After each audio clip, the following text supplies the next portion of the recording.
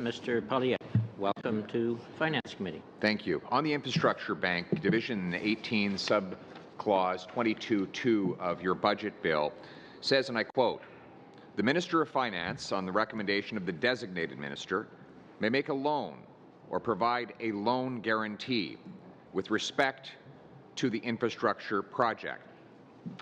If you loan, say, $1 billion of taxpayers' money to a company to build infrastructure, and that company goes bankrupt, who will repay Canadian taxpayers their $1 billion? Mr. Minister. Well, first of all, I'd like to thank you for bringing up the Canada Infrastructure Bank. We believe that this institution will enable us to produce more infrastructure across this country than would be the case if we didn't put it in place. And who would repay the $1 billion?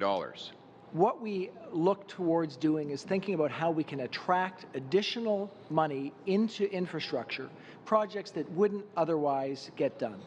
So the institution will be able to use the $15 billion of money we've put from our $180 billion over the next 10 years, as well as use the $20 billion in capital that the institution will have to make projects work.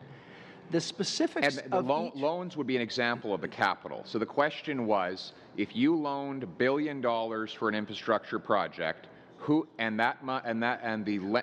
borrower went bankrupt, as often happens, as happened to a builder in South End, Ottawa, who will repay taxpayers their $1 billion?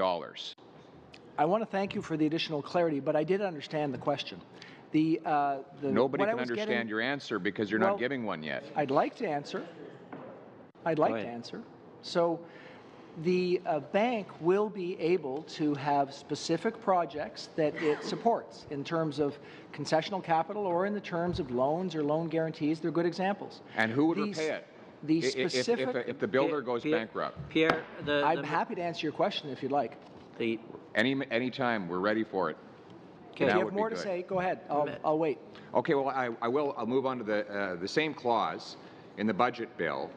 Gives you the power to offer loan guarantees for a company building infrastructure. That will make the taxpayer the guarantor of a loan. If a company gets a taxpayer guarantee for a $1 billion project and fails to repay that $1 billion loan, who will repay it? Floor is yours, Minister. Is it? Yes, it is. Are you ready for me to answer? Well, we've been waiting for you to answer for the duration, so any time now. Who will repay the money? What I was about to say was that in each project there'll be specific situations. So in many cases there'll be security behind that loan. So the security behind the loan would mean that if, in the case that you identified, that an organization wasn't able to repay the loan, the security would come back for the federal government in that case. So what I can't do is give you every specific project right now. What I can do is tell... Again, would you like me to answer the question or not? The question is who would repay it? The minister is answering your question. Give him time to answer it instead of interrupting. Do you understand the concept of security behind a loan? I do. In fact, Chapter 2 of your budget touches on that. It says that you will use subordinated debt. According to Investopedia, subordinated debt is more risky than unsubordinated debt. Subordinated debt is considered any type of loan that is repaid after other corporate debts and loans are repaid in the case of borrower default.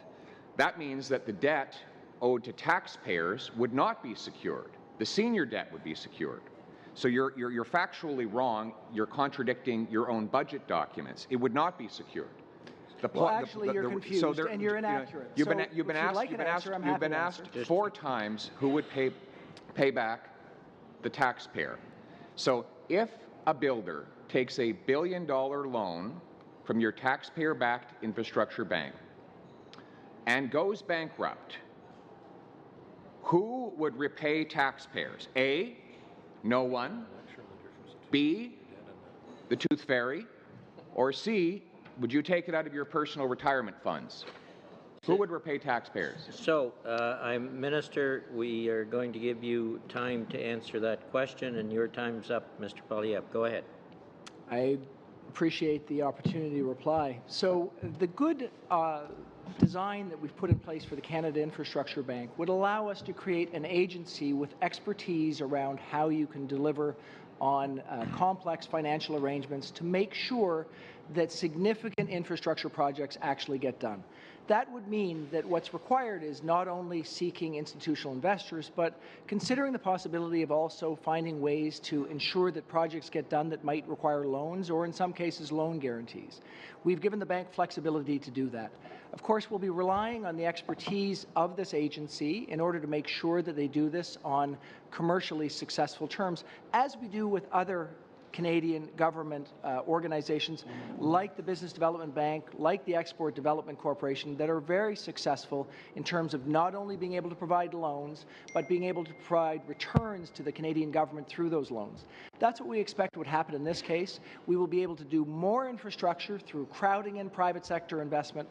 We'll be able to create structures that provide financing opportunities that allow us to get more done while creating better outcomes for Canadians, both through jobs and through long-term better infrastructure and a low level of financial risk.